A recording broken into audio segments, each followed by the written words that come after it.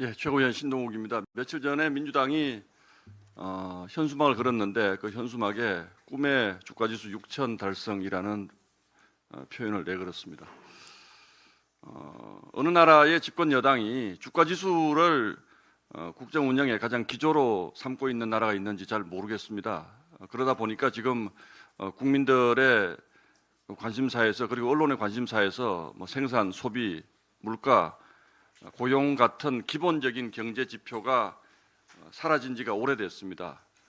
이 말은 다시 표현하면 대한민국이 어디로 가고 있는지 도무지 알 수 없다는 뜻이기도 합니다. 지난 이틀 동안 미국의 이란 공습으로 주가가 폭락을 했는데 그 낙폭이 전 세계 1위입니다. 지금 서울에 전쟁이 난 건 아니지 않습니까? 중동에서 전쟁이 났는데 전 세계에서 주가가 가장 큰 폭으로 떨어졌습니다. 민주당이 주장하는 꿈의 주가지수, 그 속에서 우리 국민들이 꿈속에서 그동안 살고 있었는지는 모르겠습니다만 꿈에서 잠시 깨어나서 보니까 그 꿈이 악몽이었습니다.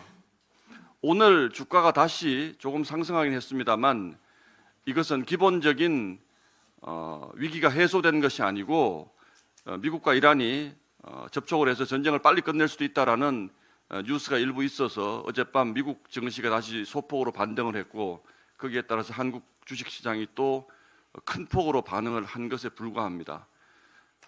주식시장은 경제의 기본적인 체질에 따라서 연동해서 움직이는 것이 가장 바람직합니다. 그런데 정부가 주가지수 부양을 마치 국정 운영의 첫 번째 원칙인 것처럼 이렇게 주가를 가지고 계속 국민들을 꿈속에서 헤매게 만드는 이런 국정 운영은 정말로 해서는 안 됩니다. 주가가 오르는 것을 반기지 않을 국민은 없습니다. 저 역시 마찬가지입니다. 그런데 대통령이 본인의 ETF 계좌가 어떻고 집 팔아서 주식 사야겠다, 빚내서 주식 사라, 정부 고위 관료들이 그렇게 얘기하는 나라가 과연 정상적인 나라입니까? 지금 대한민국 주식시장은 전 세계 어디에서 볼 수 없는 투기판이 되었습니다. 과연 이 투기판에서 우리 국민들이 몇 명이나 살아남겠습니까? 저는 단언컨대 앞으로 어떤 일이 벌어질지 제가 예측은 못하겠습니다만 이런 식의 경제 운용은 우리 국민들을 큰 불행에 빠뜨릴 것이 분명하다라는 점만은 말씀드릴 수가 있습니다. 며칠 전 국민연금의 수익률을 자랑하면서 우리 국민들이 앞으로 연금 걱정 없이 살게 됐다고 자랑하지 않았습니까? 그럼 지난 이틀 동안 국민연금 잔고가 얼마나 줄었는지 그것도 공개하시기 바랍니다.